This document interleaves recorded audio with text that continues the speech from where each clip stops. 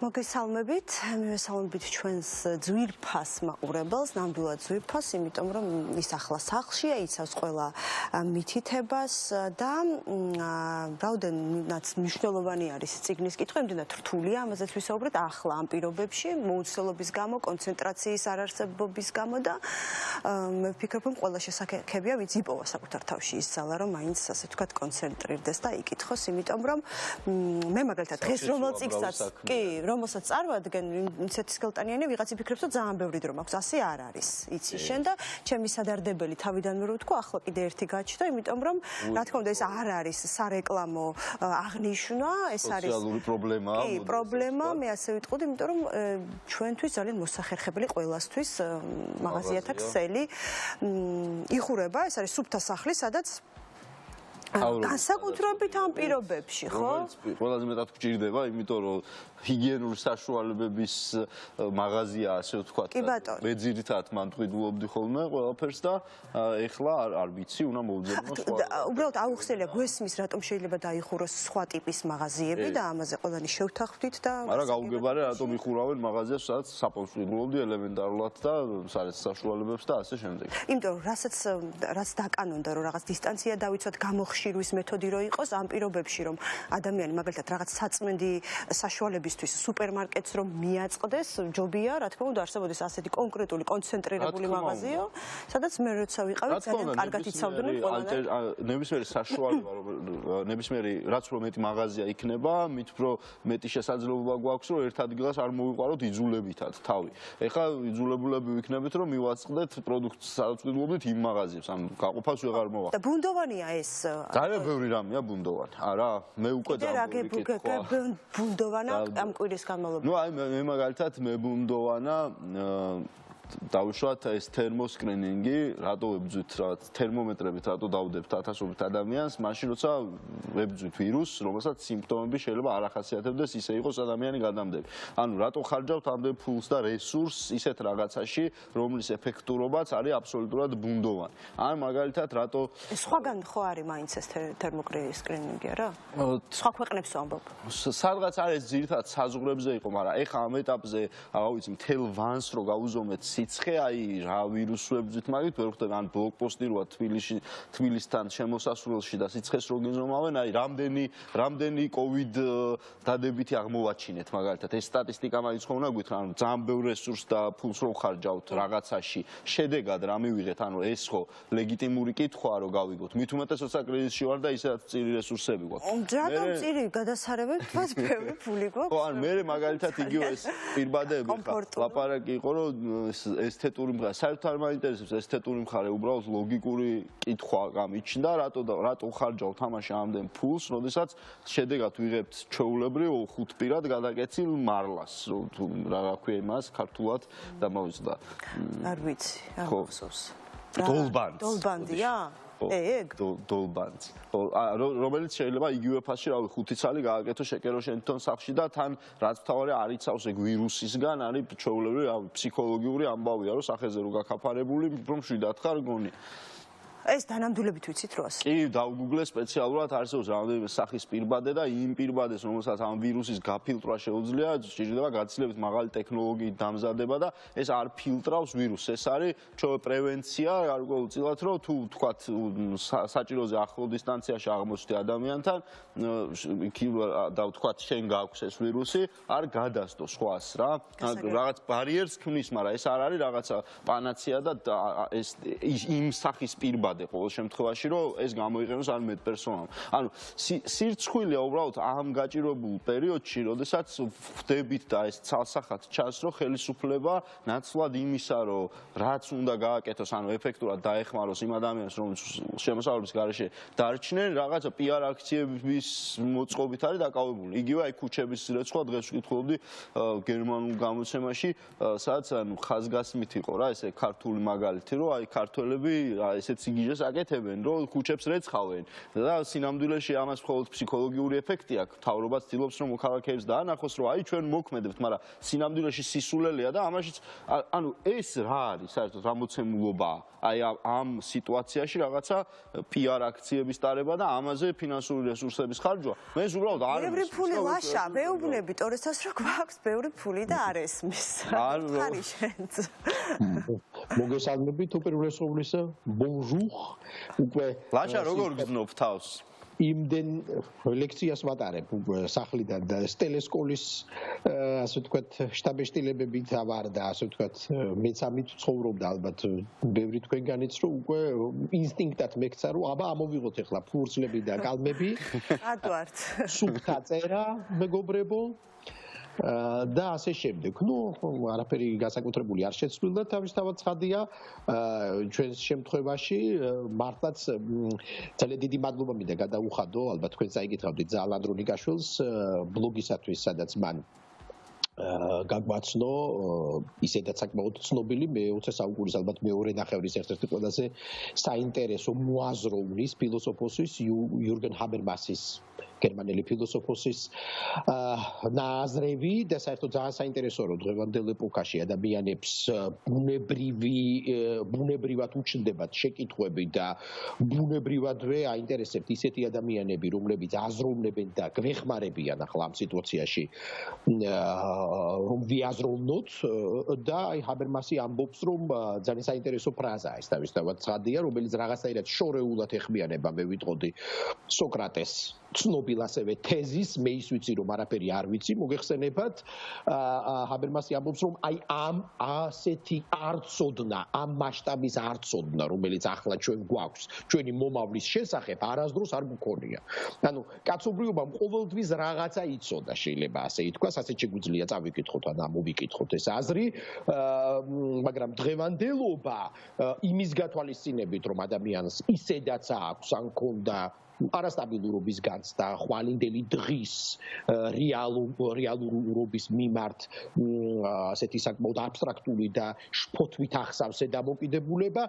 აი დღეს ეს კიდევ უფრო ასე ვთქვათ კაფიო გახდა აი ეს შეგრძნება არა სიმყარისა თუ შეიძლება ასე ითქვას მომავლის მიმართ. თუმცა ეს ძალიან საინტერესოა ჩვენ ამაზე გვისაუბრია კიდეც, იმიტომ რომ ეს არ ცოდნა როგორც სოკრატეს შემთხვევაში გულისხმობს ეს ფრაზა გარკვეულ ოპტიმიზმს და გარკვეულ სიბრძნესაც, იმიტომ რომ როდესაც სოკრატე ამბობს რომ მე ის ვიცი რომ არაფერი არ ვიცი, ეს იმას ნიშნავს სწორედაც რომ მან ძალიან ბევრი რაღაცა იცის და ეს არ ცოდნაც ჰაბერმასის აზრით გულისხმობს სინამდვილეში ძალიან ბევრი რაღაცეების სწავლას ხელახლა და შესწავლას ამ ჩვენი რეალობიდან, ხო? სადაც აშკარად ჩვენ ძალიან ბევრ დასკვნას გამოვიტანთ, ჩვევებით თუ აზროვნებით თუ სხვა. სულ მცირე ბანალურ დონეზე უკვე ყოველთვის გვეწოდინება ჩვენ რომ უნდა ჩავაცემინოთ მკლავში ახლა სულ ცოტა ესეც საკმაოდ კარგი გამოცდილება. იმედი მაქვს რომ ის ტრადიცია დასრულდება, გადაკოცნების ტრადიციაც რომ ყოველთვის საკმაოდ საეჭვო იყო და ესეც რომ იმედია რომ ჩავაბაროთ ასე ვთქვათ წარსულს ესეც კარგი იქნება მე აღარაფერს არ ვამბობ ვულგარულ უკაცრავად ეთერისათვის მაგრამ ვულგარულ ქუჩაში ფურთხებაზე და გადაფურთხებაზე და ასე შემდეგ ეს ტრადიციები ეს ცოდნა წავა თუ კი ამას შეიძლება ცოდნა დავუწოდოთ ეხლა ცხადია ვირონიზირებ ამ თვალსაზრისით მაგრამ სინამდვილეში ძალიან საინტერესოა ეს ყველაფერი ჩვენ რაღაცაირად კიდობანებში ვართ ასე ვთქვათ ინდივიდუალურ გამომწყდეულები ეს არ არის ცხადია ციხეს ვერ შევადარებ და მაგრამ გულისხმობს ეს რაღაცაირ ჩაკეტილობას, გამოკეტილობას, რომელიც ხო, ეს გამოცდილება. საჩვერის რა კი ციხე ვახსენე, აქვე არ შემილია რომ არ აღვნიშნო, მე სულ ახლახანს წავიკითხე და ალბათ თქვენ წაიკითხავდით.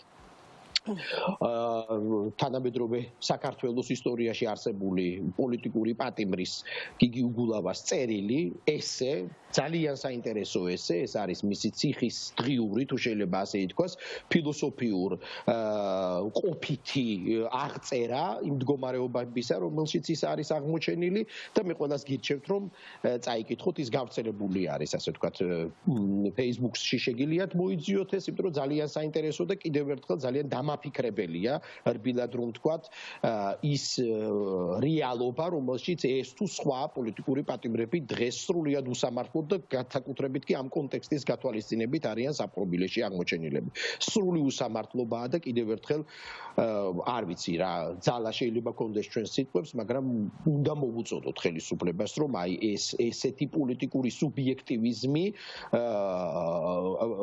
ასე ვთქვათ დღეს მართლაც რაღაცნაირად დანაშაულის ტოლფასია. ანუ პოლიტპატიმრები უნდა იყვნენ გარეთ. საერთოდაც ეს ალბათ სხვა თემაა და სხვა საუბრის თემა არის და ალბათ ესეთი მრავალფეროვანი სასაუბრო თემაა, მაგრამ დაკავშირებული სოციალურ და სამოქალაქო მორალთან მე საერთოდაც ვფიქრობ, რომ ადამიანები, რომლებიც არიან დღეს თქვათ საპყრობილეში და ისინი საზოგადოებისათვის სახიფათონი არ არიან, თქვათ შეიძლება ეს იყოს ასაკი, შეიძლება ეს იყოს რაიმე და თქვათ ჯანმრთელობის პრობლემა და სხვა, მე ვიფიქრებდი და მოვუწოდებდი ხელისუფლებას, რომ გარკვეული ანალიზის და შესწავლის შედეგად ადამიანების მიეცეთ საშუალება თუ ამის შესაძლებლობა ვიმეორებ იქნებოდა, რომ ისინი იყვნენ ასე ვთქვათ ციხის გარეთ და იმიტომ რომ ეს ძალიან მძიმე არის ეს ყველაფერი კიდე უფრო ასე ვთქვათ ორმაგი ციხის ელემენტი ძალიან მძიმეა ამ თვალსაზრისით. სხვა რა გითხრათ, აგერ მეც მაქვს წიგნები მომზადებული და მე ვფიქრობ რომ თქვათ ვისაუბროთ.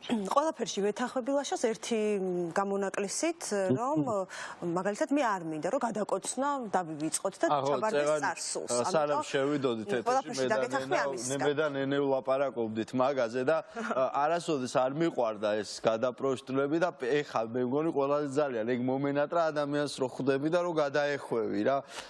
ეგ ეფექტი. მე მგონი იზოლაციაში ძალიან კომფორტულად და კარგად იგრძნო თავი, რაღაცა კარგად გამოიყურება, დამშვიდებულია. და ბევრი კითხვის დრო აქვს როგორც. კითხვის დრო აქვს ბევრი. ჩვენში ცხოვრობს ყველაში მიზანტროპი, არ მინდა ვთქვა სოციოპატი, მაგრამ ნუ გარკვეული მიზანტროპია ყველას ახასიათებს, ხო?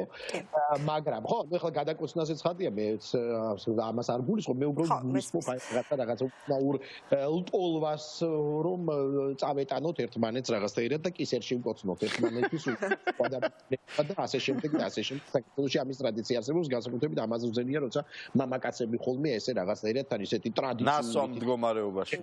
ხო, ну ეს ცხადია. ლაშამ ახსენ. მე თახმებით ქუჩაში გადაფურთხების ტრადიციის. რა თქმა უნდა, ახლა ეს თავით რო გავიგიჟოთ თავი რომ არა ლაშა. არა ლაშა, მე ძალიან მომეწონა ფურთხებიცია. ეს უნდა დარჩეს. ხო, აი ლაშა მახსენა იდენტობა უნდა შევინარჩუნო. რამდენიმე წერილი და ძალიან ნიშანდობლივია, რომ აი დღეს განსხვავებული ერთმანეთისგან განსხვავებული ქვეყნების ყველაზე თვალსაჩინო წარმომადგენლები, ასე ვიტყოდი, ხო? ყველაზე საინტერესო რეჟისორები და მწერლები ყველანი ერთი პრობლემის წინაშე არიან, ხო, ასე არის. ნახეთ ალმოდოვარის წერილი გამოჩნდა, სტივენ კინგმა ბოდიში მოიხადა, ხო, რაღაც თავისი ასე ვთქვათ წინასწარმეტყველური ტექსტის გამო. ნახეთ გოდარის მასტერკლასიც და ფიქრობდი რომ ეს ადამიანი უბრალოდ მე მგონი ყველა ეპოქის ყველაზე მნიშვნელოვან ამბებს მოესწრო, ამ მხრივ არის ერთ-ერთი ყველაზე ბედნიერი ადამიანი, მე ასე ვიტყოდი, თან ადამიანი რომელსაც ამის ყველაზე ზუსტად და სწორად გადამუშავება შეუძლია. მარგარეტ ეტუდი ჩდება ხშირად. ერთი სიტყვით ადამიანები, რომლებსაც რაღაცნაირად აბსოლუტურად განსხვავებული კულტურული სამყარო აქვთ ამ იზოლაციაში და აი ალმოდოვარის ყველაზე ზუსტი მინიშნება ალბათ ის იყო, რომ მართლა წარმოუდგენელია რუტინას შეეჩვიოს 21 საუკუნის ადამიანი და შენ ამბობდი რაღაც ბუნდოვანის შემდეგი დღის შესახებ. მე ასე არ ვფიქრობ. ყოველთვის მეგონა რომ და ამის გამო რაღაცნაირად ინფანტილური ნათქვამი, მაგრამ მეწოდება, განსაკუთრებით მეწოდება 21 საუკუნის ადამიანი, იმიტომ რომ პირიქით მე მახსოვს ჩვენ რო არაფერი არ ქონდა, აი საერთოდ არაფერი, ნახევრად ცარიელი მაცივრები და გაყინული სახლები და ასე შემდეგ, რაღაც 21 საუკუნეს ისე ველოდებოდით ხოლმე, როგორც რაღაც გარანტიას, რაღაც სიცოცხლის სახლის ცხოვრების როგორც ადამიანის როგორც დაცული თითოეული ადამიანის ხო რაღაცა ვართ ყველაფერი გვაქვს თითქოს ამ დროში ესე გვეგონა რომ გქონდა ხო ეს ჯადოსნური ჯოხია თითქოს გაცოცხლებული ამ რაღაცა touch screen-ებით და არ ვიცი ყველაფერი გვაქვს ხო ერთი სიტყვით მაგრამ სწორედ ამაში აღმოჩნდა ამ დროის ყველაზე დიდი უცნაურობა საინტერესოებაც და ალბათ ტრაგედიაც ასე ვიტყოდი რომ აი ეს ყინული რაღაცნაირად როგორი არამყარი და როგორი მართლა ყინულის ფუნქციის არის ხო ხა რა თქმა უნდა ყველა დროში არის ეს გამოწვევები მაგრამ აი გონია რომ ჩვენ რაღაცა უკვდავებისთვის გვამზადებდა ეს საუკუნე ასე გვაწვდიდა ამ ამბავს ხო ასე არის კი ჩვენ გონია რომ ძალიან გავთამამდით ასე ვთქვათ და ყალბი შეგრძნება შეგვექმნა რომ ჩვენ ყველაფერს ვაკონტროლებთ და შუბლით შევეჯახეთ იმ მარტივ ჭეშმარიტებას რომ ზოგადად ცხოვრება არის შემთხვევითობების უსასრულო ჯაჭვი და არ არსებობს უსაფრთხოების არანაირი გარანტიები არც არასდროს არსებობდა და არც არასდროს იარსებებს ჩვენ უბრალოდ აი ამ რაღაც ილუზიიდან ეხა შევენარცხეთ რეალობას და ამ რეალობასთან გვაქვს უბრალოდ პანიკური რეაქცია რომელიც უფრო მეტ ადამიანს იწირავს ჩემი აზრით ვიდრე თვითონ პრობლემა ზუსტად ეგ არის, რაც უფრო სწრაფად გავაცნობიერებთ, რომ სამყარო ყოველთვის ესეთი იყო, ესეთი არის და ესეთი იქნება მომავალშიც და რაც უბრალოდ ამას თუ მივიღებთ როგორც მოცემულობას, ჩვენ შევძლებთ, რომ დავუბრუნდეთ მეტნაკლებად ნორმალურ ცხოვრებას და რაც შეიძლება სწრაფად, იმიტომ რომ ეს ძალიან მნიშვნელოვანია. დაგვავიწყდა შეიძლება ამ ქაოსში. ანუ მე მგონია, რომ მე მართლა მაინც მგონია, რომ თუ წესებს ვიცავთ, შეიძლება კომუნიკაციაც, შეიძლება ცხოვრების გაგრძელებაც, შეიძლება რაღაც გარკვეული ჩვენ ხო ესეთი არსებები ვართ ევოლუციურად დღევანდელ დღემდე მოვედით იმით რომ შემგუებლები ვართ შეგვიძლია გარემო პირობებს შევეგუოთ. უბრალოდ ჩვენ რაღაცნაირად ეს დაგვავიწყდა ჩვენივე რაღაც სწრაფმა განვითარებამ გაგვიჩინა ყალბი შეგრძნება რომ აი ჩვენ რაც ბუშტში შეგვიძლია ჩვენ თავი 100%-ით დავიცვათ, მაგრამ სინამდვილეში სამყარომ ისევ შეგვუაწნა სილა და გაგვახსენა, რომ არა, ესეთ სამყაროში ვცხოვრობ ზოგადად და ამიტომ მგონია, რომ ჩვენ როგორც ესეთი არსებები, შემგუებელი არსებები ამ ახალ რეალობასაც ადრე თუ გვიან შევეგუებით. რაც უფრო მალე შევეგუებით, მგონია, რომ მით უფრო უკეთესი არის ჩვენთვის ყველასთვის. მოგვიწევს სწავლა, ხო? ამასთან ერთად ცხოვრება, ხო? სხვა რაღაც უფრო მაშფოთებს, მე ბოდიში ლაშა ვიტყვი რა. მე მაგალითად ბევრს ვფიქრობ იმაზე, რომ დღეს მაგალითად წეღარ ჩვენ ვახსენეთ კონკრეტული ბიზნესი, რომელიც სახელმწიფოს გადაწყვეტილებით დაიხურა. ასევე დაიხურა ბაზრები, სადაც ადამიანები ვაჭრობდნენ, ხო? ბევრ ადამიანს უბრალოდ წაერთვა შესაძლებლობა, რომ თავი ირჩინოს. ამის პარალელურად ჩვენ მე დღემდე ვერ ვიგებ მთავრობის მიერ გაწეულ ეფექტური დახმარების შესახებ ამ ადამიანებისთვის. არ არსებობს ამ წუთამდე ვერ მოვისმინეთ რაღაც კომუნალურების გარდა კონკრეტულად რითი დაეხმარებიან, ან ეხმარებიან უკვე, იმიტომ რომ უკვე არ უდგათ ამ ადამიანებს ეს პრობლემა. ეს არის ამორალური. რატო არის ამორალური? აგიხსნით ეხავე. თუ მე მაქვს არჩევანის თავისუფლება, ვთქვათ, გავრისკო კორონავირუსის პირობებში და გავაგრძელო მუშაობა თუ სახში შევიკეტო, მაშინ პასუხისმგებელიც მე ვარ ჩემ გადაწყვეტილებაზე, ხო? თუ სახში შევიკეტები და შევწყვეტ ეკონომიკურ ფუნქციონირებას, ვერავის ვერ ვეთყვი, რატო მოხდა ეს, მაგრამ როდესაც პოლიციის ძალით მე მაიძულებენ, რომ შევწყვიტო მუშაობა, შევიდე სახში და ვიშიმშილო, ძალიან დიდი ბოდიში, მაგრამ როდესაც პოლიტიკოსები იღებენ ამ გადაწყვეტილებას, ამას უნდა მოსდევდეს შესაბამისი პასუხისმგებლობა. ეს პასუხისმგებლობა უნდა გამოიხატებოდეს კონკრეტულ პაკეტში, ამ ადამიანებს კონკრეტულად დღეს შეათ. მე რასაც ეხლა ვუყურებ, ეს არის კატასტროფული უპასუხისმგებლობა. ანუ თავრობა ჯერ მოქმედებს და ერთი თვის დაგვიანებითაც კი ვერ ახერხებს, რომ მობილიზდეს რაღაცა უგვანი პირბადეები ვნახეთ, რომელიც შემოგვაჩერჩეს, მაგრამ ადამიანებს შეათ და კონკრეტული პრობლემები აქვთ. ეხლა მაგალითად ცოდნის კახეთში ცდილობს მობილიზებას საკვები პროდუქტების რომ მარტოხელა მოხუცებს დაეხმაროს. ეს არ შეიძლება იყოს მიგდებული ადამიანების კეთილნებაზე და მადლობა მინდა მოუხადო ყველა ბიზნესმენს, რომელიც სიკეთს აკეთებს და დებენ ხოლმე ცოდნის კაფის გვერდზე, რომ აი ამ ბიზნესმენმა ამდენი კილო კარტოფილი აჩუქა მოხუცებს ამდენი კილო. ეს არ შეიძლება პოლიტიკური გადაწყვეტილება მიიღო იმის იმედად, რომ კეთილი ადამიანები ერთმანეთს დაეხმარებიან. ძალიან დიდი ბოდიში, მაგრამ თუ პოლიციით მიკრძალავ შენ ცხოვრებას, მაშინ კეთილი ინებე და რაღაც მინიმალური პირობები მაინც შემიქმენი, ხო? და ეს დახმარება უნდა იყოს ცალსახად ფულადი, იმიტომ რომ ეს ადამიანები კარგავენ ფულად შემოსავლებს და ადამიანს უნდა კონდეთ შესაძლებლობა თვითონ აირჩიონ კარტოფილი უჭირთ, მაკარონი თუ ზეთი. ეს არის ძალიან მნიშვნელოვანი ამის გააზრება. არ შეიძლება რომ სასიკვდილო განაჩენი გამოუტანოთ მილიონობით ადამიანს მსოფლიოში ზოგადად ესე. საქართველოში ყოველ შემთხვევაში ათეულობით ათასი ადამიანი ჩიმშილის ზღვარზე მივიდა უკვე. და ვერ ვხედავთ ნაბიჯებს და მე მინდა რომ ეს ნაბიჯები დავინახო არა ერთი თვის მერე, არამედ დღესვე, იმიტომ რომ ამ ხალხს დღესშია. ხო, ბოდიში გადავუხვიე, მაგრამ ეს რო არ მეთქვა არ შემეძლო. არა, ცხადია. საერთოდაც მე გეთანხმები, თქვათ იმ ასპექტში განსაკუთრებით, რომ პოლიტიკური დისკურსი უნდა დაბრუნდეს. აუცილებლად, იმიტომ რომ თქვათ მიუხედავად აი ამ შეზღუდვებისა და ჩვევების ცვლილებისა, ცხადია, პოლიტიკა არავის არ გაუუქმებია საქართველოში და ამიტომ კრიტიკულობა, მიმთითებლობა, ანალიზი, პოლიტიკური და აქტიურობა სხვადასხვა ფორმით ეს არის აუცილებელი, იმიტომ რომ ეხლა თავისთავად ცხადია, ძალიან საინტერესოა ის ყველაფერი, რასაც ჩვენ ამ ვირუსის შესახებ ვისმენთ, მაგრამ ეხლა დაუსრულებლად მართლა ბიოლოგიური გენეზისის კვლევაში წიაღსვლები მე მგონი უკვე ბევრს არაფერსაც არ გვაძლევს, გარდა იმისა, რომ უბრალოდ გვიკმაყოფილებს ჩვენს ინტერესსა და ცნობის მოყვარეობას და მე ვიტყოდი გარკვეულ ჩვენს პანიკასაც კვებავს.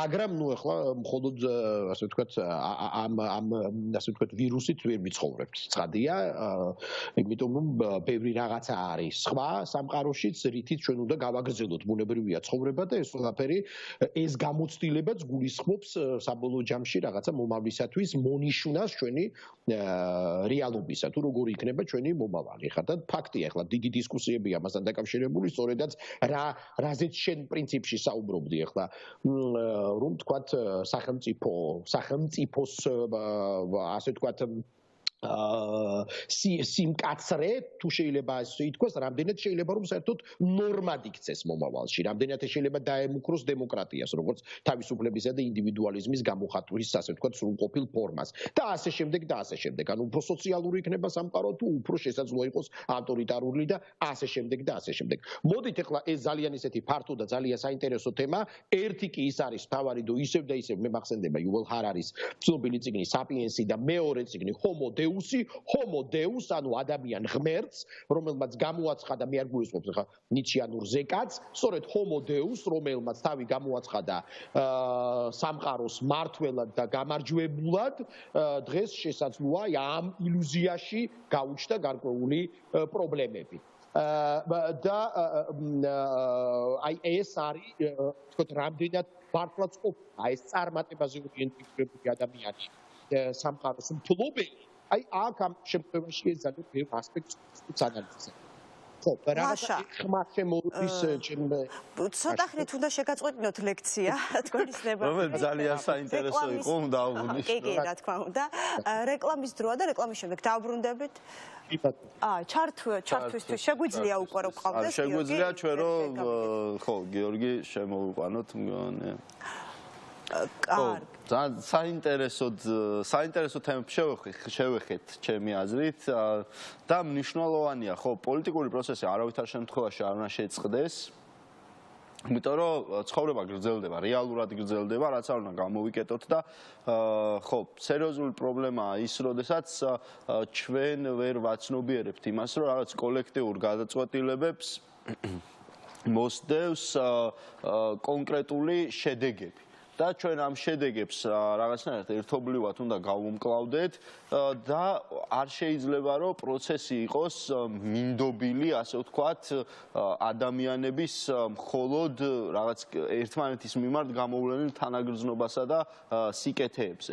ჩვენ უნდა შევეგუოთ იმასაც, რომ ხო, მართლა ამ რეალობაში მოგვიწევს ცხოვრება და არ ვიცით, რამდენ ხანს მოგვიწევს ცხოვრება და უნდა გავაცნობიეროთ, ჩემი აზრით ეს ძალიან მნიშვნელოვანი არის, რომ თქვათ საკითხი არ დგას ასე ეკონომიკა თუ ადამიანის სიცოცხლე, იმიტომ რომ ეკონომიკა ნიშნავს ადამიანის სიცოცხლეს და არავის არ გქონდეს იმის ილუზია, რომ თუ ჩვენ დაგვემხობა თავზე ყველაფერი, ეს ძალიან სწრაფად აღდგება, იმიტომ რომ მე შემიძლია გაგახსენოთ ჩვენივე უახლოესი წარსული 90-იან წლებში საქართველოს ეკონომიკა ჩამოიშალა უფრო მეტად ვიდრე მეორე მსოფლიო ომის გერმანიის ეკონომიკა და ჩვენ დაგვჭირდა საწყის ნიშნულთან დასაბრუნებლად 10 წელიწადზე მეტი. ანუ ეკონომიკაში ეგრე ხდება, რომ შეიძლება ჩამოგენგრეს თავზე რაღაც 1 წელიწადში და მე ეს ვერ ააშენო 10 წლეულები. ამიტომ ეს არ არის სახუმარო საქმე, რომ ამდენი ხანი არის გაჩერებულები ვართ პრაქტიკულად და ოპტიმისტური პროგნოზიც კი ჩვენთვის ძალიან რთული იქნება. ამაზე უკვე ყველა ღიად საუბრობს და ოპტიმისტური პროგნოზი პრაქტიკულად არ არსებობს ზრდის თვალსაზრისით ყველა ვარიანტში. უკვე ცალსახა არის, რომ ჩვენი ეკონომიკა შემცირდება, უბრალოდ პროგნოზებში განსხვავება არის, რამდენად შემცირდება. რაც უფრო დიდხანს გაიწელება ეს პროცესი, მით უფრო მეტი იქნება ზიანი და მოდი ესეც შევხედოთ, რატო ნიშნავს ხო ეკონომიკა სიცოცხლეს. 91 წლის მონაცემებით საქართველოში ცხოვრობდა და 5 მილიონზე მეტი ადამიანი. დღეს საქართველოში ცხოვრობს 3,5 მილიონი ადამიანი. სიკვდილიანობა შობადობამ გადაასწრო მხოლოდ 2005 წელს. ანუ ჩვენ დავკარგეთ უამრავი სიცოცხლე ზუსტად იმის გამო, რომ ეკონომიკა დაგვენგრა. ამიტომ არ შეიძლება საკითხების ესე გაყოფა, რომ იცი რა არის, ხა ადამიანი თუ მოკვდება, მერე ეკონომიკა აღდგება, ესე არ ხდება. თუ ეკონომიკა ჩამოგვენგრევა, დავკარგავთ უამრავ სიცოცხლეს, რომელიც შეიძლება ვერც აღვრიცხოთ სწორად. იმიტომ რომ კონკრეტული დიაგნოზის შედეგად ადამიანის გარდაცვალება აღრიცხვადია. მაგრამ იმ ადამიანებს პირდაპირ ამის შედეგებს არავინ არ დაითვლის და ვერავინ ვერ დაითვლის. ეს შეიძლება იყოს გაცილებით უფრო დიდი კატასტროფა და მსხვერპლი. და მე მგონი მზად ვართ, რომ სტუმართან მზად ვართ იმისთვის, რომ გავარკვიოთ ლიტერატურული კონკურსი წიგნიერი ცხადია და ბუნებრივია ცვლის თავის ფორმატს გამომდინარე მოცემულობიდან და გიორგი კეკელიძისგან გავიგებთ, რას გულისხმობს ეს ცვლილება. გიორგი, გესმის ჩვენი? გიორგი, გამარჯობა. გამარჯობა, მესმის შესანიშნავად მოგესალმებით, როგორ ხართ? კარგად, შენ როგორ ხარ? ოჩაღათ ვართ. მე ვარ აგერ ჩოხატაურის მოსახლეებზე და გაჩერებული და გერთვებით. არ ადგილას კი ყოფილიყო, რომ ალბათ ისევ საქმეზე შენთვის სამნიშნულოვან, ყველასთვის მნიშვნელოვან საქმეზე მიდიხარ. შაბათ-კვირას მუშაობ მოხალისე. ჩავდივარ. კი ბატონო. გიორგი, გრძელდება ცხოვრება და მით უფრო ლიტერატურული კონკურსები, რომელსაც აქვს საშუალება ხო, რომ რაღაცნაირად ონლაინ საწყის ეტაპზე მაინც ხო, ონლაინ იმუშაო. აი რა სულით კონკურსში ამის შესახებ კი ბატონო, ჩვენი კონკურსი წიგნიერი ერთ-ერთი სპეციფიკური კონკურსი იყო, ისედაც ქართულ ლიტერატურულ კონკურსთა შორის იმბრაულ მიზეზის გამო, რომ ის კონკრეტულად სკოლის მოსწავლეებისთვის ტარდებოდა, მისი მხარდამჭერი იყო ელექტრონული წიგნის სახლი საბად და დღესაც არის და ეს არის ეროვნული ბიბლიოთეკის პროექტი, თუმცა აქამდე სხვათა შორის მისი გეოგრაფიული არეალი იყო შემოსაზღვრული. მიგულისხმება ის, რომ ის დიდწილად ტარდებოდა რამდენიმე დიდ ქართულ ქალაქში და ახლა რაღაც თვალსაზრისით კიდევ უფრო გავაფართოვეთ ეს ყველაფერი. მე არ მგონია რომ ჭირი ზოგადად მარგებელი იყოს, იმიტომ რომ არავით არის ჭირი და არავით არის სარგებელი საბოლოო ჯამში ერთი ადამიანის სიცოცხლედაც არღის, მაგრამ ამ აზრით კონკურსმა უფრო იხეირა და უფრო ფართო გახდა და მასში ჩაერთვნენ ქართველი ემიგრანტებიც და მსოფლიოს რამდენიმე ქვეყანაში ისინი დაწერენ აი ამ კონკრეტულ თემას, ეს არის მე-9, მე-10, მე-11, მე-12 კლასელები, რომლებიც შეეჭიდებიან ჩემი აზრით საკმაოდ რთულ და საინტერესო თემას, რომლის სათაურსაც ისინი გაიგებენ უშუალოდ კონკურსის დღეს 20 აპრილამდე აქვს მათ აპლიკაციის შევსების საშუალება, 23 აპრილს წიგნის დღეს ჩატარდება ეს კონკურსი, რაც შეეხება მოსამზადებელ მასალას, ეს არის მალალას, მე მქვია მალალა, ეს არის ედვარდ ეილის უსამშობლო კაცი და ეს არის ვაჟა-ფშაველა საუდა ქეთელაური, ალბათ რთული გამოსაცნობი არ არის, რომ კონკურსის თემატიკა სამშობლოსა და ადამიანს, აი ამ ორ უმნიშვნელოვანეს მოცემულობას იგულისხმებს და მათი ურთიერთობა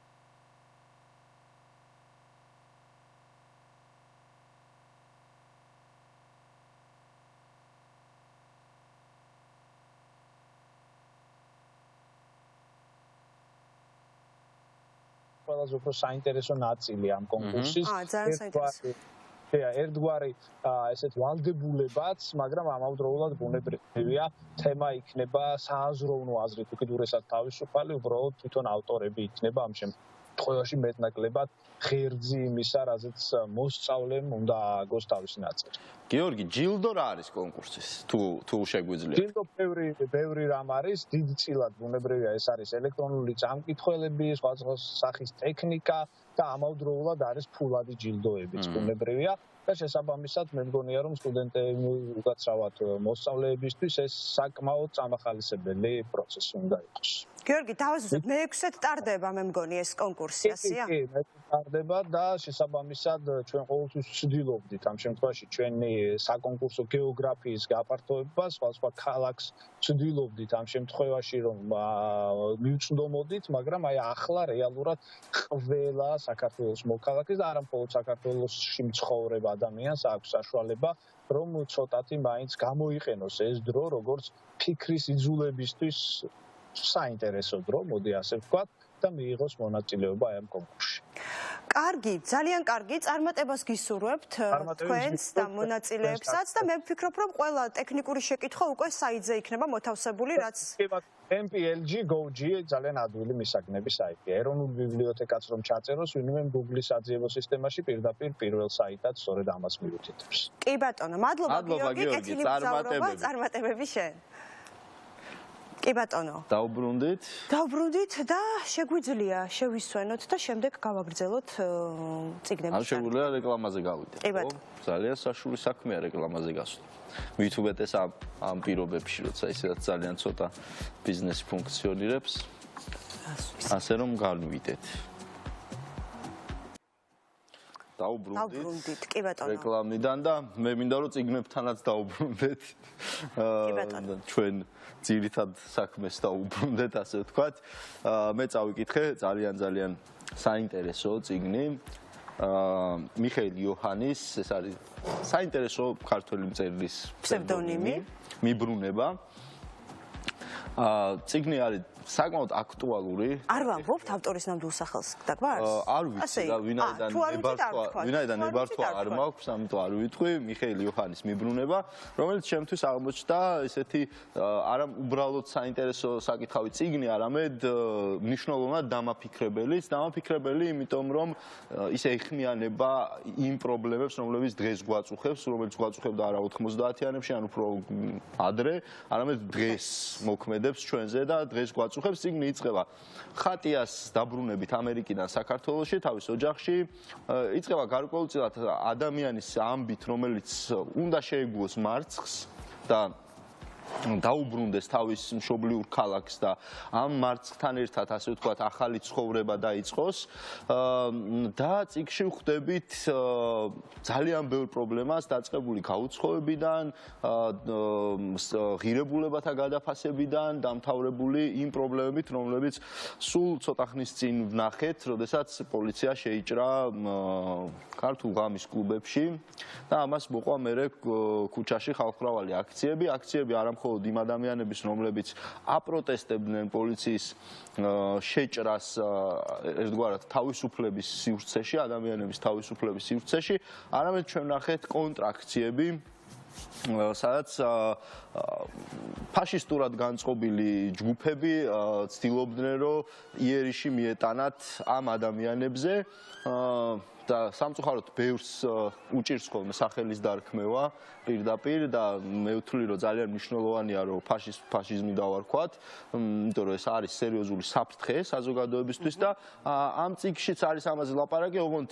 რაც ძალიან მნიშვნელოვანია ჩემთვის ლაპარაკი არა ტრაფარეტულ დონეზე, არამედ არის მცდელობა გარკვეულწილად შიგნიდან დაგვანახოს ეს პრობლემაც და ამ სახელის დარქმევასთან ერთად არ დაგვავიწყოს ის, რომ იქაც ადამიანები არიან, მთელი რიგი ადამიანური ფაქტორებით, მთელი რიგი ისტორიებით და ასე შემდეგ. მოკლედ, მე გირჩევთ, რომ მიხეილ იოჰანის ეს არაჩვეულებრივი წიგნი მიბრუნება წაიკითხოთ, რომელიც დაგვეხმარება გავიაზროთ ის პრობლემები, რომლებიც გვაწუხებს და რომლებთან ერთადაც არა მხოლოდ კორონავირუსთან, არამედ ამ პრობლემებთან ერთადაც მოგვიწევს ჩვენ ცხოვრების გაგრძელება, მათ შორის რაღაცების გადაფასება, რაღაცების ახლებურად დანახვა და იმედი მაქვს, რომ ბევრ ადამიანს ეს წიგნი დაეხმარება ამაში.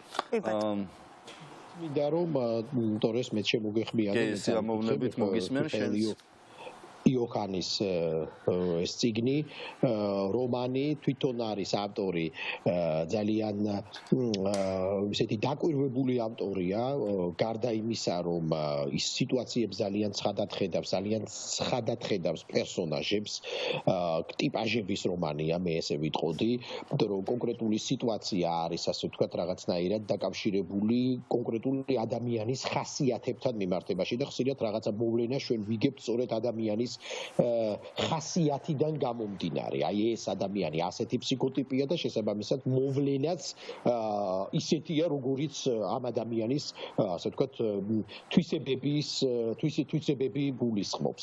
და თვითონ ეს ავტორიც არის საკმაოდ კარგი მცოდნეა ლიტერატურის,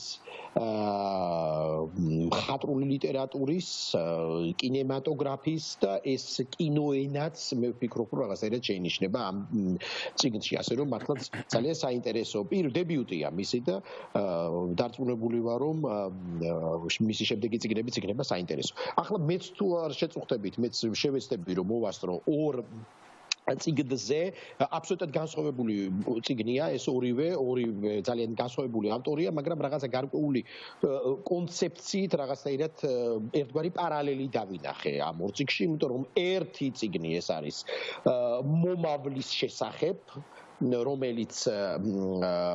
რომელსაც ვერ აღიქვავს ადამიანი და ადამიანები ვერ აღიქვავენ მომავალს და მეორე წიგნი არის წარსულის შესახებ. ანუ ერთ შემთხვევაში ჩვენ გვაქვს მომავალი, რომლის დანახვაც არ უნდათ და მეორე შემთხვევაში ეს არის წარსული, რომლის გააზრებაც არ უნდათ. პირდაპირ მნიშვნელობით უნდა წარსულის დავიწყება.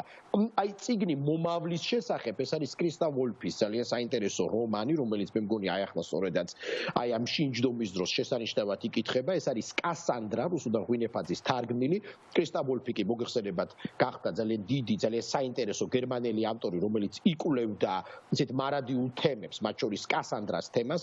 კასანდრა კი ეს არის მოგეხსენებათ ასევე ჰომეროსისთან და არა მხოლოდ ცნობილი ძალიან ფატალური პერსონაჟი, ხო, ძალიან საინტერესო პერსონაჟი, ეს არის ჰექტორის და ეს არის წინასწარმეტყველი ქალი, რომლის წინასწარმეტყველებებისაც არავის ჯერა.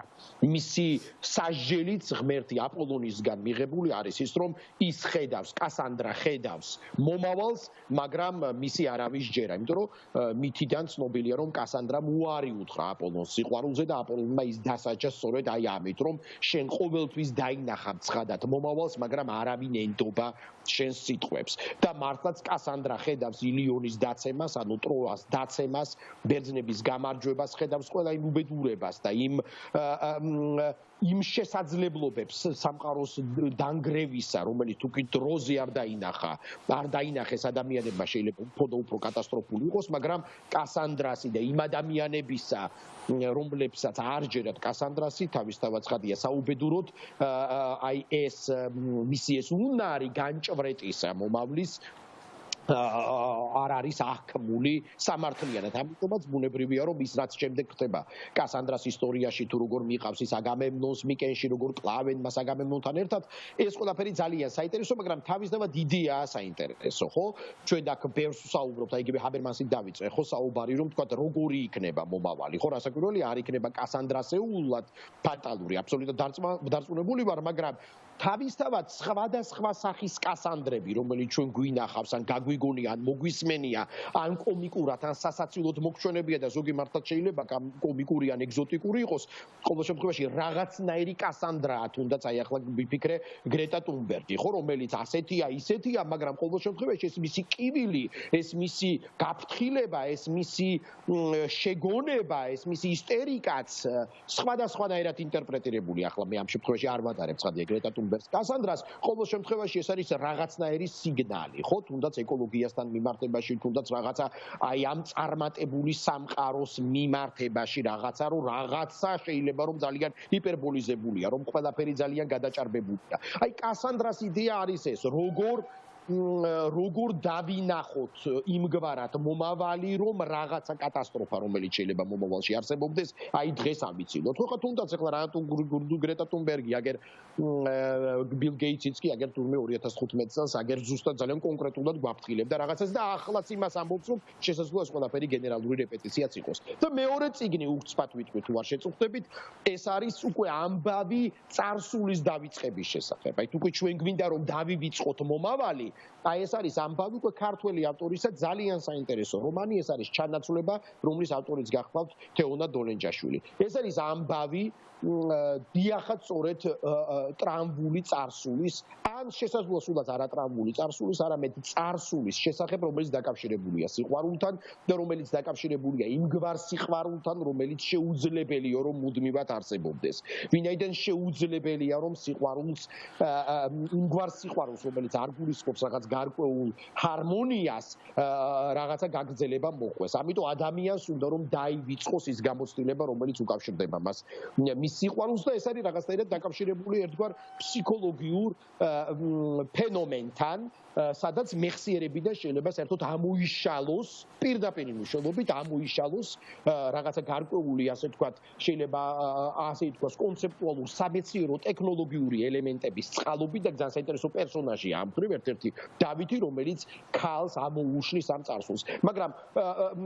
მაგრამ ბედის წერა მაინც გულისხმობს იმას, რომ ის დავიწყებული სიყვარული შეიძლება ხელახლა აღდგეს, უბრალოდ ყველაფერი ხელახლა დაიწყოს. ის რომ ადამიანებმა დაივიწყონ ერთმანეთი, მაგრამ მოულოდნელად ერთმანეთს ისევ შეხვდნენ და ისევ ინსტინქტმა იმუშაოს და გაარღვიოს ეს რაღაცნაირად ეს მეხსიერების ნისლი. ძალიან საინტერესო რომ რამდენიმე წყვილი არის აი ამ რომანში, ძალიან იუმორით ახსავსია, იცით, მიუხედავად იმისა, რომ რაღაცნაირად ტრაგიკულ ამბავს გვიყვება და დრამატულ ამბავს გვიყვება, და ყოველთვის დრამატული არის, როდესაც დრამატული არის სხვადასხვა სახის ურთიერთობები, მათ შორის სექსუალური, მათ შორის სასიყვარულო ურთიერთობები, რომელიც მორალთან, სოციალურ მორალთან, ან პირად მორალთან არის დაკავშირებული და თქვათ არის ადულტერის თემებიც განხილული და რაც ყველაზე მთავარია, ეს არის ის, რომ ადამიანი ხშირ შემთხვევაში ვერ უმკლავდება იმ მოვლენებს, რომელიც მის თავს ხდება. ამიტომ რაღაცნაირად ერთგვარად ჭირდება თავდაცვა სწორედ ფსიქიკური თვალსაზრისით. ასე რომ ძალიან საინტერესო რომანია,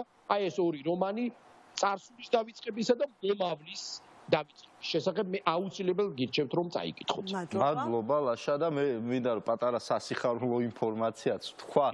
ჩვენ ერთ-ერთ წინა შაბათს ლაპარაკობდით ქართული ენის სწავლების პრობლემებზე და აღმოვაჩინე რომ ესეთი პლატფორმა არსებობს linguing.com-ი ქართული, რომელიც ეხმარება ონლაინ ენების სწავლაში და ამ საიტზე აღმოჩნდა რომ დაამატეს ქართული ენა სპეციალურად უცხოელებისთვის, ან კურსი არის სპეციალურად უცხოენოვანი ადამიანებისთვის და ინგლისურენოვან ან რუსულენოვან ადამიანებს შეუძლიათ რომ ამ საიტის გამოყენებით ქართული ისწავლონ და ეს იყო ჩემთვის ძალიან სასიხარულო და კარგი მაგალითი როგორ ახერხებს თქვათ პატარა სტარტაპებიც კი როგორ ახერხებენ რომ უფრო მეტად იზრუნონ ხშირად თქვათ ჩვენთვის და ჩვენი მოქალაქეებისთვის ძალიან მნიშვნელოვან თემებზე ვიდრე სამწუხაროდ ხშირად სახელმწიფო ამას აკეთებს ხოლმე ასე რომ მადლობა მინდა უთხრა ამ საიტს და მის ასე ვთქვათ მომუშავე ადამიანებს რომ ეს ძალიან კარგი საქმე გააკეთეს და ასევე მოუწოდო იმას ვისაც სურს ქართული სწავლა ჩვენივე მოქალაქეებს რომ არის კარგი შესაძლებლობა მით უმეტეს ამ იზოლაციის პირობებში. კი ბატონო, მარიო ვარგას ლოსა ბევრი მიზეზი მაქვს რატომაც უნდა წარვადგინო ეს წიგნი და ეს ავტორი ასე ვიტყოდი. პირველ რიგში ვიტყომეს რომ რამდენიმე დღის მარტის ბოლოსკენ იყო მისი დაბადების დღე. კიდევ იმიტომ რომ ლოსა ხშირ შემთხვევაში და ძირითადად რის შესახებაც წერს მე ვფიქრობ რომ ძალიან ზუსტ კავშირშია მიმდინარე ამბებთან და ამ კონკრეტულ აი ზუსტად ეპიდემიის პერიოდთან, იმიტომ რომ ჩვენ ვნახეთ და დავწმუნდით რომ დიქტატურა როგორც ასეთი ხშირ შემთხვევაში გადამწყვეტ როლს ასრულებს ხოლმე სწორედ ასეთ დროს ჩვენ ვნახეთ ქვეყნები, სადაც დიქტატურის გამო სწორი სტატისტიკაც კი არ გვაქვს და კიდევ მიზეზი არის იმიტომ რომ ლანა კალანდიას ბრწყინვალე თარგმანი არის ეს წიგნი და საერთოდ ძალიან ადრეც ქალაქი და ძაღლების ხო შორის ლანას თარგმანია, მაგრამ 70-იან წლებშიც გვქონდა ოღონდ რუსულიდან თარგმანი ამირან გაბისკირიას მიერ. მარიო ვარგას ლოსა არის ის მწერალი, რომელიც ყოველთვის მაღალმხატვრული ტექსტების მიღმა იყო ძალიან აქტიური საზოგადო მოღვაწე.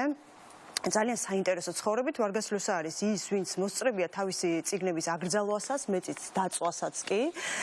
და ლოსა არის ის ადამიანი, რომელიც 79 წლამდე ძალიან ისეთი ჩუმი, მოგრძალებული პირადი ცხოვრებით ცხოვრობდა და ქორწინებიდან 50 წლის თავზე ზუსტად მეუღლეს გამოუცხადა, რომ ასე ვეღარ გაგრძელდება, ის აუცილებლად უნდა წავიდეს, იმიტომ რომ საშინლად არის გამიჯნურებული და ეს იყო ალბათ ლიტერატურულ წლებში ერთ-ერთი ყველაზე გახმაურებული და დიდი ამბავი, იმიტომ რომ ხო, სკანდალი, ასეც ქვია ნამდვილად, იმიტომ რომ ის წავიდა ენრიკე ეგლისიასის დედასთან და მოკლედ ეს ამბავი იყო ყველა ტაბლოიდის და გარეკანზე მთავარი ამბავი, იმიტომ რომ რა თქმა უნდა ნობელის პრემიის ლაურეატის ეს ამბავი იყო ძალიან დიდი და მოულოდნელი, შეიძლება ასე ვთქვას. ასევე ხმაურიანი იყო თავის დროზე, როდესაც მან პრეზიდენტობისთვის სცადა, ასე ვთქვათ, პრეზიდენტობა, ხო, და მიუხედავად თავისი ძალიან დიდი პოპულარობისა, 90 წელს ხდებოდა ეს, საწყის აი კამპანიის პერიოდში, წინასაარჩევნო კამპანიის პერიოდშიც დამარცხდა, ლოსა წავიდა შემდეგ უკვე ესპანეთში, იქ დაცხოვრდა და ეს არის ალბათ ის ავტორი, რომელიც ყოველთვის ასე ვთქვათ, ამ სიგნალს უშვებს, რომ რაღაცნაირად ჩასაფრებულის პოზიციაშია, ყოველთვის ამხელს და წიგნი, რომელიც დღეს უნდა წარვადგინო, ვფიქრობ, რომ არის ერთ-ერთი ყველაზე საინტერესო, რაც მას დაუწერია. საუბარი კათედრალში თვითონ სათაურმა არ დაგაბნიოთ, საერთოდ არ გულისხმობს საუბარს მაგალითად ტაძარში, ეს გახლავთ საუბარი ლუდხანაში, სადაც ორი მეგობარი დიდი ხნის უნახავი მეგობარი ერთმანეთს ამბებს უზიარებს და ალბათ ეს არის უფრო მეტწილად ფაზლი ან ლაბირინთი და არის რაღაცნაირი კონსტრუქციის აგება იმ საშინელი ამბების, როდესაც გენერალი ოდრია რაღაცა კიბოსავით შეჩენილი ფაქტიურად აი ახდენს ყველაფრის დესტრუქციას და ვარგას ლოსა, რომელიც ძალიან ხშირად წერს დიქტატურის შესახებ, ახერხებს იმას, რომ ძალიან განსხვავებული იყოს ყველა წიგნში და ამ წიგნის დამსახურება ალბათ პირველ რიგში არის ის, რომ არის ძალიან უცნაურად აგებული. ეს არის დიალოგები და დიალოგის უცნაური აგებულება მდგომარეობს იმაში, რომ როდესაც მაგალითად ერთი ადამიანი ესაუბრება მეორეს, ამავდროულად პასუხად შეიძლება გაისვას მესამე ადამიანის პასუხი მეოთხესთვის. საკმაოდ რთული სპეციფიკის წიგნი არის და თავიდანვე ამიტომ არის საჭირო ძალიან ზუსტი განწყობა შეიქმნას მკითხველმა იმისთვის, რომ რამე არ გამოეპაროს, იმიტომ რომ ეს თვითონ რთული აგებულება ვაღიარებ, რომ მეტწილად შეიძლება უშლიდეს ხელს უმრავლეს შემთხვევაში მკითხველს, ამიტომ სწორი განწყობა საკითხავად იქნება ძალიან მნიშვნელოვანი. ესე იგი, სანტიაგო და ამბროსიო, სანტიაგო გახლავთ ძალიან ისეთი რესპექტაბელური ოჯახის შვილი, მაგრამ მიუხედავად ამისა, ტაბლოიდურ გამოცემაში მუშაობს და საკუთარი თავს მოკლედ თვითონ არჩენს და მისი მამის მძღოლი საუბრობენ ერთმანეთში და საქმე ის არის, აი სწორედ აი ამ საუბარში ეს არის პანორამა, სწორედაც რომ 40-იანი წლების ბოლოსა და 50-იანის დასაწყისზე პერუში, სადაც ძალიან მძიმეა ყოფა და ეს პანორამა ფრთხილი, იმიტომ ამბობ, რომ ფაქტიურად არ ვიცი როგორ შეიძლება რომ ასე ელეგანტურად დაწერო იმის შესახებ, რაც ასე გძულს, გულისხმობ დიქტატურას, ეს არის მხოლოდ ვარგას ლოსას ოსტატობის დამსახურება და არ ახსენო არც ერთხელ ის სახელები, რომელთა წინააღმდეგაც და რომელთა რეჟიმების წინააღმდეგაც წერ ამ წიგნს და აქ არის აი ყველაფერი, ხო, მაგალითად არ ვიცი, კედლებზე დაწერილი საპროტესტო წერილები იქნება ეს თუ წარწერები იქნება ეს თუ მარქსისტული დაჯგუფებები, მათი პირველი ჩასვლები იატაკქვეშეთში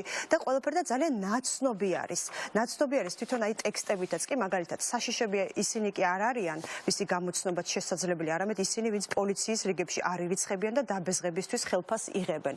გვეცნობა, იმიტომ რომ რეალურად ეს არის დიქტატურა, როდესაც თარგი, კი ბატონო, თარგი დიქტატურის არის, მგონი, საერთო ყველასთვის და შემდეგ აი აქ ამოჭრილ, არ ვიცი, ამბოს ასე წარმატებულად მოირგებენ ხოლმე სხვადასხვა ქვეყნებში და მათ შორის ჩვენთანაც.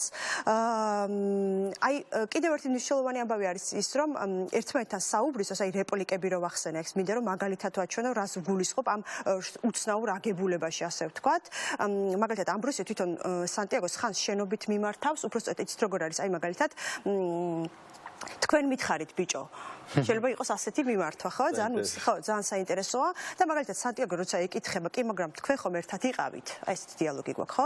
ამბროსიო პასუხობს, არა, ხუმრობ და უცებ, მე არასოდეს მყوارებია ხუმრობები, თქვა ბერმუდესმა. ანუ, როდესაც ამბროსიო ელაპარაკება სანტიაგოს, ლეიტენანტი ამასობას შეიძლება ბერმუდეს პასუხობდეს და ეს ყველაფერი ხდება ერთ დიალოგში. ხო, რაღაც აიცი მულტიფუნქციური ამბავია თითქოს და შემდეგ კიდევ უფრო რთულდება ასე ვთქვათ ეს რა ქვია წყობა და მართლაც გიჩვენთ თუ გაქვთ თქვენ ასე ვთქვათ უნარი დღეს რომ დიდ სკელტანი წიგნის ხო შეიძლება ეკონომიური ამბავიც არის ერთის მხრივ ამიტომ ხშირად არის რომ ამ მიმართულებით ვურჩევ ძალიან გულწრფელად ადამიანებს იმიტომ რომ მე ძალიან მიყვარს მიხოთ იმის რომ ახლა დრო არ მაქვს ძალიან მიყვარს სკელტანი წიგნი მით უფრო რომ ეს არის ვარგასლიოსასგან მით უფრო რომ ეს არის 100%-იანად გარანტირებული შესანიშნავი და ბრწყინვალე თარგმანი და როგორც გითხარით იმ თემაზე რაც არის ძალიან მნიშვნელოვანი და ძალიან მიხარია რომ ამ ხრივ ლოსას თარგმანების მხრივ ძალიან განებივრებულები ვართ და მადლობა ამ ყველაფრისთვის ინტელექტს რომელმაც ეს წიგნი ჩვენთვის თარგმნა და კიდევ ერთხელ თუ შეიძლება მეც დავამატებ ერთ ორ სიტყვას მართლა ლანა კალანდიას ძალიან დიდი მადლობა იმიტომ რომ შე როგორც ახსენე პრინციპში ეს არის ძალიან რთული სტრუქტურის რომანი იმიტომ რომ დიალოგები მოიცავენ რაღაცაირად ძალიან მრავალფეროვან პლასტებს იმიტომ რომ პრინციპში ლოსა ექსპერიმენტირებს დროსთან მიმართებაში ეს არის იმგვარი წიგნი რომელსაც აგჯერებთ ისეთი თავისი სუბიექტური დრო უაღრესად როგორც ახასიათებს ხოლმე ასეთი სპეციფიკის რომანებს თქვა ისეთი პრუსტიანული ტიპის კონცეფციით, სადაც უნდა იცხოვრო ამ წიგნის დროით და სხვა დრო არ არსებობს. ანუ როდესაც ემპირიული დრო გაქრა და შენ გთავაზობს თავის რიტმს უკვე კონკრეტული წიგნი და მით უმეტეს აი საუბარი კათედრალში გულისხმობს სწორედ აი ამ რიტმს, აი ამ ძალიან უცნაურ ექსპერიმენტს, რომელიც სრულიად თავისუფალია დროსთან მიმართებაში.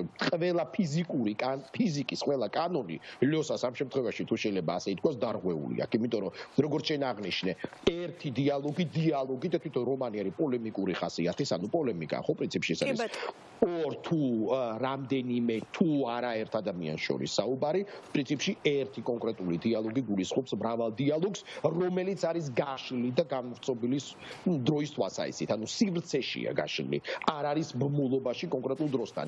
რატომ? იმიტომ რომ ლოსასთვის და ლოსა მიეკუთვნება ალბათ ერთ-ერთ შენ ესეც ახსენე ისეთ მწერალთა რიცხვს, რომელიც რატომ ჭირდება მასაც ესეთი სივრცობრივი ექსპერიმენტი, იმიტომ რომ მას ჭირდება რომ მიაგნოს ისტორიაში პასუხებს და ეს პასუხები ხშირ შემთხვევაში იცით რა არის გამფენილია სივრცეში, სადაც ერთი კონკრეტული ისტორიული მოვლენა არ გულისხმობს მის განმარტებას იმავდროულად. ხო, ანუ რაღაც ამბავი, რომელიც თქვა ხდება 90-იან წლებში, ეს შესაძლოა რომ გარკვეულწილად რეფლექსირებდეს დღევანდელობაში, რომ დღევანდელი დღიდან და რაღაცა დღევანდელი მოვლენიდან ჩვენ უფრო უკეთ ავხსნათ, თქვა რა მოხდა 91 წელს. ან რაღაცა რომელიც ხდება, რაღაცა დაკავშირებული, თქვა 1999 წლის 9 აპრილთან, შესაძლოა დღევანდელმა მოვლენამ უფრო გვაპოვნინოს რაღაცა გასაღები.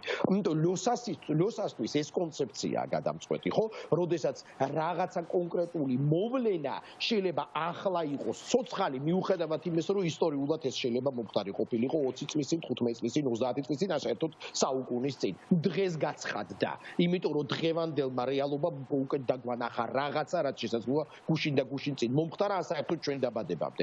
ეს არის უაღრესად საინტერესო ექსპერიმენტი, ძალიან მნიშვნელოვანი და რაც მთავარია, ლოსა განეკუთვნება ისეთ ავტორებს და ასეთი ავტორები სხვა შორის უფრო დღეს უფრო აქტუალურები ხდებიან, თუმცა ალბათ ყოველთვის აქტუალურები იყვნენ მეორე მხრივ, როდესაც მხატვრული ტექსტით ლიტერატურით ცდილობს სწორედაც ისტორიის კვლევას.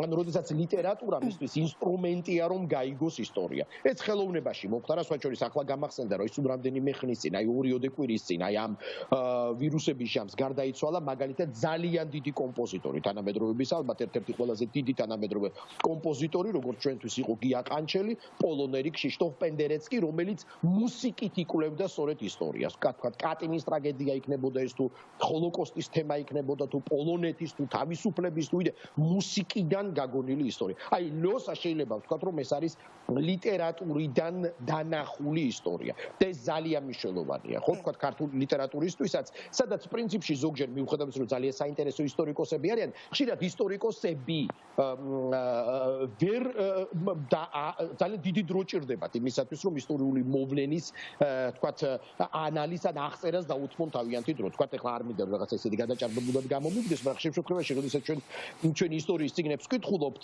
ხშირ შემთხვევაში აქცენტირება არის, ვთქვათ, რომელ რაზმეული დიდგორის ბრძოლაში იდგა რომელ ბუჩქთან, ეხლა ვუტრირებ თავის დავაცხადია, მაგრამ უკანასკნელი 30-40 წლის ამბები, რომელიც უაღრესად საინტერესო, უაღრესად პრეცედენტული, ანუ რა თვალსაზრისით შესაძლოა რომ რაღაცა სპირალური ფორმა ჰქონდეს, ანუ რაღაცა რაც მომხდარია შეიძლება კიდევ ერთხელ მოხდეს, ან არაპირდაპირ მნიშვნელობით შესაძლოა, მაგრამ რაღაცა ფორმით, ამ შემთხვევაში ისტორია თითქოს არ აღიქვამს ამას მარტივად რომ ვთქვათ ისტორიად.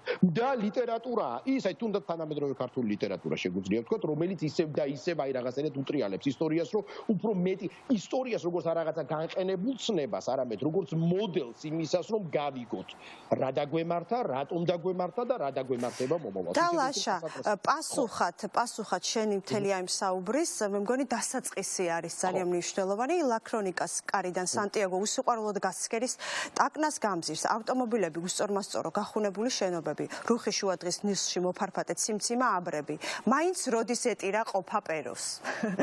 აი ეს არის, ხო, აი როდის მოხდა ის, აი თქვა დინგებრო ბახმანის ცნობილი აზრის, ხო, აი როდესაც ხდება კატასტროფა, სად მოხდა შეცდომა. კი ბატონო. ანუ სად პირველად ინსტინქტი არის, სად მოხდა შეცდომა.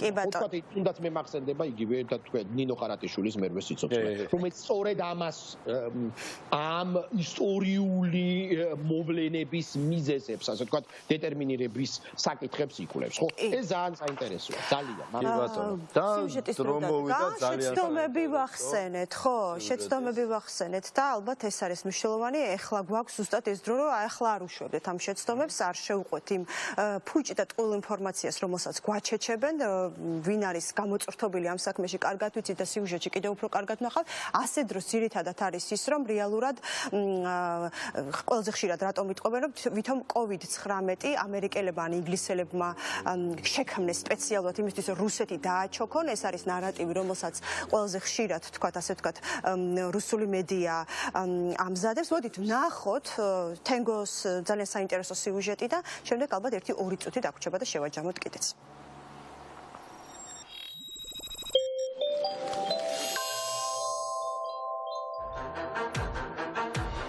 რუსული ტალახიანი ჩექმა ევროპის ლამაზ ჩექმას დაედგა. სტალინმაც რომ ვერ ქნა მეორე მსოფლიო ომის დროს პუტინმა შეძლო. 9 სატვირთო თვითმფრინავი ჩაყვანილი დესანტი რომისა და სხვა ქალაქების ქუჩებში დადის და ისევ განმათავისუფლებელი გონია თავი. ვირუსისგან გამათავისუფლებელი. მერე რა რომ პუტინის ჯარის გამოჩენის მეორე დღესვე უდიდესმა იტალიურმა გაზეთმა სტამპამ დაწერა ამათი ჩამოტანილი აღჭურვილობის 80% სრულიად გამოუსადეგარიაო. მერე ისის დაიწერა ეგენი სადეზინფექციოდ კი არა დასაზვერად არიან გამოგზავნილებიო. ერთი სიმართლეა და მეორეც. ყველაზე დიდი სიმართლე მაინც ისაა რომ ნატოსა და ევროკავშირის გულის გულში მათ დამფუძნებელ 60 მილიონიან ქვეყანაში რუსი ფსიქოლოგიურ ოპერაციას ატარებს. იტალია ერთ-ერთი სახელმწიფოა, რომელიც მუდმივად უერთდება იმ სანქციებს, რომელსაც უწესებენ რუსეთს, ევროპა და ამერიკა. მაგრამ როცა გაუჭირდა, ვინ დაუდგა გვერდით?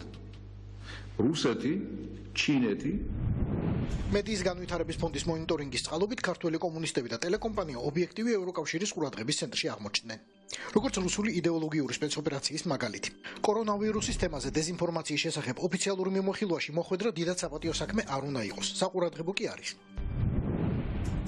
დღეს ირკვევა, რომ კორონავირუსთან ბრძოლაში ყველაზე საიმედო პარტნიორები საქართველოსთვის, ისევე როგორც გაუბედურებული იტალიისთვის, ჩინელები არიან. დიდწილად სწორედ მათზეა დამოკიდებული ლუგარიც და დანარჩენი საქართველოც. პერსპექტივაში სერიოზული დახმარების იმედი ჩვენს ექიმებს რუსი კოლეგებისგანაც უნდა ჰქონდეთ. საკინფორმი საქართველოს და მსოფლიო ათობით სხვა მედია ევროკავშირის ამ კვლევის მიხედვით მხოლოდ ენითა და აუდიტორიითაა ქართული. შიგნით რას წერია კი მთლიანად რუსულია. ამბობენ ზუსტად იმას, რასაც კრემლში სტარაე პლოშჩადზე ლუბიანკაზე და რამდენიმე სხვა მისამართზე ქმნიან. НАТО По настоянию Соединенных Штатов ამერიკის ზეწოლით ნატოს სულ აძალებს საკუთარ წევრებს გაზარდონ სამხედრო ბიუჯეტები. აღმოჩნდა, რომ ბევრ მათგანს ახლა ხელოვნური სუნთქვის აპარატები არ ყოფნის. ევროკავშირი ძალიან ეფექტური ინსტრუმენტია რუსეთის წინააღმდეგ სანქციებისთვის, მაგრამ სრულიად უსუსური თავისი ქვეყნების დასაცავად.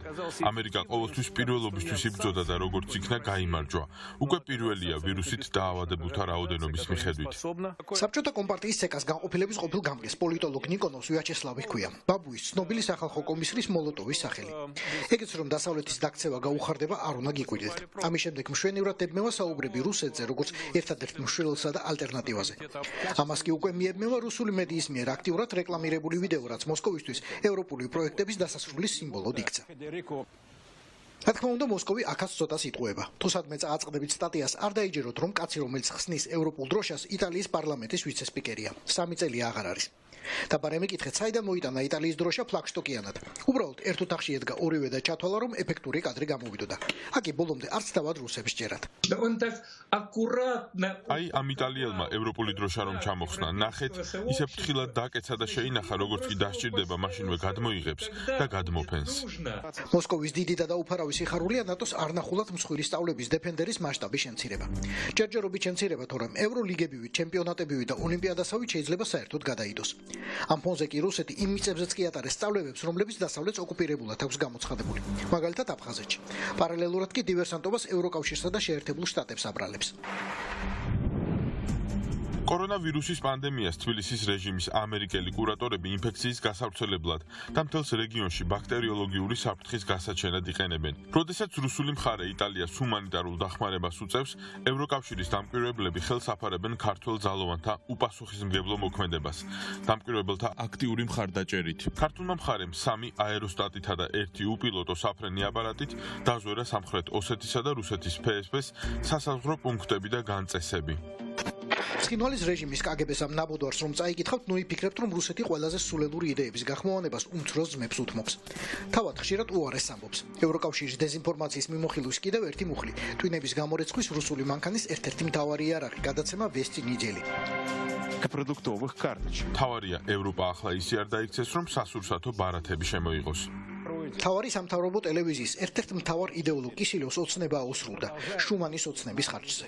შენგენის 25 წლის იუბილე დასაფლავებას უფრო გავს. ტკივნეულ განშორებას ერთიანი ევროპის ოცნებასთან. მახსოვს, როგორ თხრიდნენ შლაგბაუმებს რომანტიკა. ახლა ღობეებსა და მავთულ ხლართებს ავლებენ. სასაზღვრო პუნქტები ქვეყნებს შორის ახლა ნორმაა. ყველა ერთმანეთზეა ნაწყენი. ურთიერთდახმარება, ფასეულობები, ადამიანის უფლებები. ევროკავშირში ეს ყველაფერი გაფერმკრთალდა. შენგენს დედა ეტირა. ჩემი აზრით, კორონავირუსის ოპერაცია ბრიტანელების ორგანიზებულია. ჩინეთში 1 შტამი გაავრცელეს, ირანში მეორე, იტალიაში მესამე. რატომ იტალია? იმიტომ რომ ეს არის რუსეთის მიმართ ყველაზე კეთილგანწყობილი ევროპული ქვეყანა, რომელიც ბევრი წელია ემხრობა სანქციების გაუქმებას. რამდენ სისულელესაც არ უნდა ავრცელებდნენ რუსეთში და რამდენსაც არ უნდა აღნოსხავდეს ევროკავშირი, ამ მიმოხილვებში ღრმად ჩახედვა ღირს. მარტივად შეიძლება ამოკითხვა, რომ იტალიაში ჩატარებული რუსული სპეცოპერაციის უმთავრესი მიზანი, რომელსაც ცხინვალური, სოხუმური და თვით ქართული მედიის ნაწილიც დაუდგა მსახურად, სანქციების გაუქმებაა. ეს საფრთხე პირველად ევროპარლამენტის 3 დეპუტატმა დაინახა. 2 ლიეტუელმა და 1 პოლონელმა წერილით შეახსენეს ევროკავშირის ხელმძღვანელობას რა და როგორ. ევროკავშირის ხელმძღვანელობამაც უპრინციპებას ტყუილად გვაბრალებ და არ ვაპირებ შეზღუდები მოუხსნათ ოკუპანტ რუსეთსო. პასუხად მოსკოვმა განაახლა ფსიქოლოგიური შეტევა. გახსოვდეთ კაცობრიობის ნამდვილი მტერე ვინ არისო. ვირუსის ჰიბრიდიზაციის ცდებს უჰანის ლაბორატორია კი არა, სამხრეთ კაროლინის უნივერსიტეტი ატარებდა შეერთებულ შტატებში.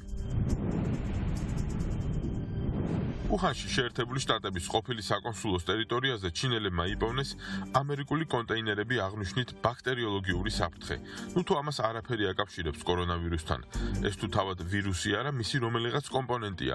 სინამდვილეში პირველი, ვინც ვირუსით დაავადდა, ამერიკელი იყო. ყველა გზას ფორტ დეტრიკში მივყავართ. ამერიკელებმა თუ შექმნეს კორონავირუსი, ლოგიკურია, რომ იმავდროულად ვაქცინაც აქვთ, ანუ ანტივირუსი. რუსებმა სერიოზულად გარეკესო იტყვით თქვენ და მართლები იქნებით, მაგრამ ისიც მართალი იქნება, ვინც იტყვის არასერიოზულადაც მაგარი გარეკილი აქვთ. ყველაფერი გათვლილია ყველანაირი აუდიტორიისთვის. ვისაც ზედმეტად ჭკვიანური პოლიტიკური ანალიზი არ ხიბლავს, საჭირო მიმართულებით მარტივი ტყუილით უნდა წაიყვანონ. არ აქვს მნიშვნელობა ტყუილი ვინ მოიფიქრა, ვინ დააფინანსა. Это манипулировать нашим сознанием. ბელგია ლოთობისა და ჯგუფური სექსის ცენტრია ევროპაში, ან იქნებ მთელ მსოფლიოში. განაცხადა ჯანდაცვის მინისტრმა დებლოკმა პარლამენტში. მან აკრძალა ყველანაირი სექსუალური მოქმედება 3 ან მეტი ადამიანის მონაწილეობით, როდესაც 500 კაციან მასობრივ ორგიაზე 380 ადამიანს სასიკვდილო ინფექცია შეეყარა. 500 კაციან ორგიაში ვისგან რა შეეყარა. მხოლოდ რუსმა ნაციონალისტმა ბოლშევიკებმა იციან, რომლებიც სატირულ ინგლისურენოვან ვებგვერდზე გამოჩენილ ამ სტატიას სრული სერიოზულობით ბეჭდავენ. ნაციონალისტი ბოლშევიკი ყველაფერთან ერთად თუ მსოფლიო მასონურ შეთქმულებასთან მებრძოლი გერეუს პოლკოვნიკია და წლების წინ ანატოლი ჩუბაისის მკვლელობის მცდელობისთვის არის ნასამართლები, მის სიტყვას ავტორიტეტი მხოლოდ ემატება. სტუდია სტალინგრადის ეს ვიდეო ევროკავშირის დეზინფორმაციის მიმოხილვას გამოეპარა. სრულიად დაუმსახურებლად. COVID-19 ხელოვნურია, იგი მსოფლიოს საიდუმლო მთავრობამ შექმნა. იტალიელი სამხედროები კუბოებს ღია დაატარებენ ქალაქების ქუჩებში სატვირთოებით, რისთვის ხალხი რომ დააშინონ. მსოფლიოს მთავრობამ ახლა გადაწყვიტა სახლებიდან არ გაგვიშვას და ამას მოსკოვის მერის ხელით აკეთებს. პუტინი დამალულია.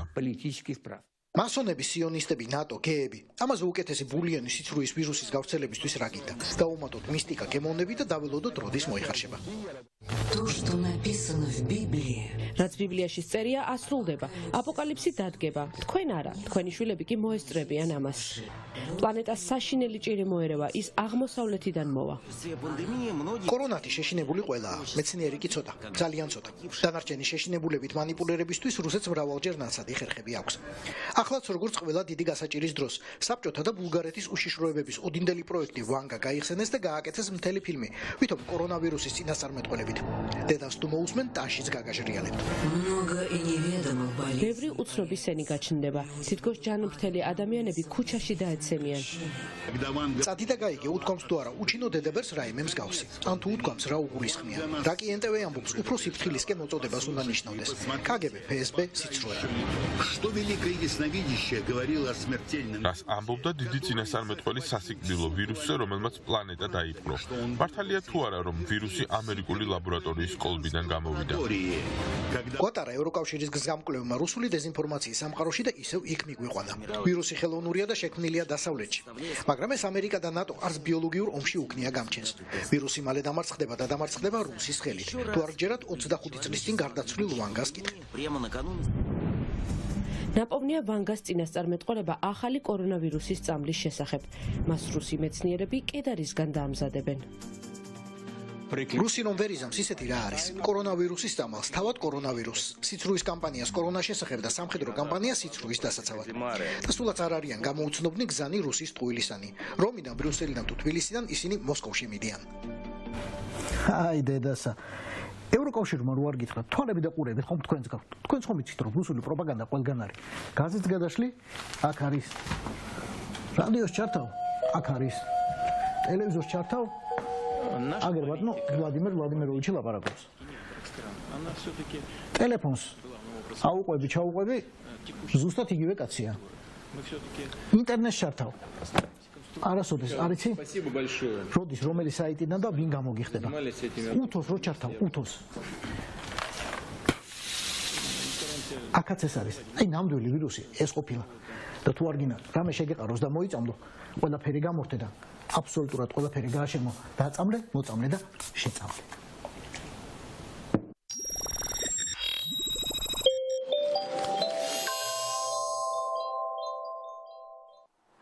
მადლობა თენგოს ესეთი კარგი სიუჟეტის. იცი, ყოველთვის ვიცით რომ ორიგინალური იქნება ფინალი, მაგრამ ვერასოდეს ვერ გაჩვენეთ წინ. ვერასოდეს ვერ გამოიწვია, ხო. პრინციპში რაც მოყვა თენგომ ეს ჩვენ პოსტსაბჭოთა ქვეყნებში მაცხოვრებელ ადამიანებმა უფრო უკეთ ვიცით ვიდრე ევროპელებმა. რეაქციებს რო აგვირდები ხოლმე თუ დააგვირდებით ყოველთვის აღმოსავლეთ ევროპის ქვეყნებიდან არის ხოლმე რომლებიც პირველ განგაშ ტეხავენ, იმიტომ რომ რა თქმა უნდა ჩვენ ყველაზე დიდი გამოცდილება გვაქვს ამ მტერთან ურთიერთობის და ვიცით რომ მისთვის ესეთი ადამიანური ზღვარი არ არსებობს რომლის იქითაც რამეს არ იკადრებს. ხო, მაგრამ ევროპამაც უნდა მოქონ ძალიან საინტერესოა ეს ასპექტი, თქვათ, აი ეს კგბ-ს პროექტები, ხო, ეს პარაფსიქოლოგების, ეს ადამიანების, რომლებიც საჯარო და სატელევიზიო განსაკუთრებით 80-იანი წლების ბოლოს გამოჩნდნენ, ხო, ეს იქნებოდა ჩუმაკი, კაშპიროვსკი, თუ გინდ ვანგაცკი, გარკვეულწილად ეს არის ერთგვარი ზემოქმედების ფაქტორი, რომელიც ესე ვთქვათ, ეს სერიოზული პროექტები იყო, ესენი მუშაობდნენ და არა მხოლოდ ესენი, არამედ ძალიან ბევრი ადამიანი ამ სტრუქტურებში და ცხადია საზოგადოების манипуляციისათვის. თქვენ არ უნდა დაგვაუწყდეს ასევე კგბ-ს მიერ გამოგონილი ბუნებაში არ არსებული რუსი წმინდანები, რომლებსაც მიაწერენ მთელ რიგ წინასწარმეტყველებებს და იმას რა ქვია, რომ მეორე მოსვლა ძალიან ახლოს არის და რუსი იმპერატორი იხსნის კაცობრიობას და ასე შემდეგ და ასე შემდეგ. ზუსტად იციან, იცი, რაც უფრო ცუდად არის ადამიანი, ცუდ ამბავს, უფრო კარგად იღებს. ასე გამოდის.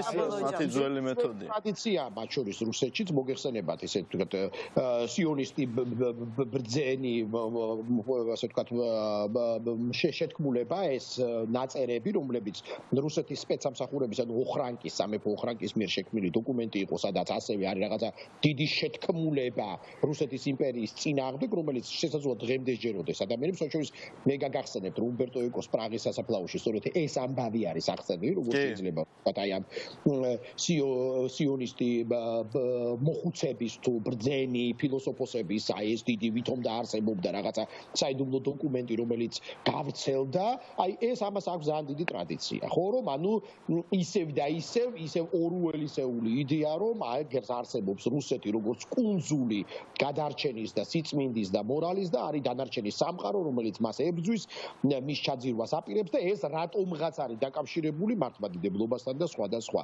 და სამწუხაროდ უნდა ვთქვათ რომ გარკვეულწილად ეს ძალიან ამიტომაც თენგოს ვეთანხმებით მოქმედებს ჩვენი საზოგადოების გარკვეულ ნაწილზე მართლაც ეს ზუსტად გაგახსენდა რაღაცა წმინდანებსაც კი ასახელებენ რომელიც უბრალოდ არ არსებობენ ბუნებაში გამოგონილები არიან ხო როგორც რაღაცა თავისი თემები და ასე როგორც აი ვანგას თითქოს და კორონავირუსი აქვს ასე თქვა ნაწილი თუმცა რომც არსებობდნენ თუ იმ რაღაცებს ამბობდნენ რასაც მიაწერენ ხოლმე ჩვეულებრივი მწვალებლობა არის ქრისტიანული თვალსაზრისით მაგის მტკიცება რა და ეს არის აბსოლუტურად და არის გაუნათლებელი კი ბატონო და ლაშა მადლობა და დავემშვიდობოთ ჩვენ მაყურებელს და მომდევნო შაბათამდე ახალი საკითხავით, ახალი სასაუბრო თემებით შემოგიერთდებით. მადლობა რომ გვიყურეთ.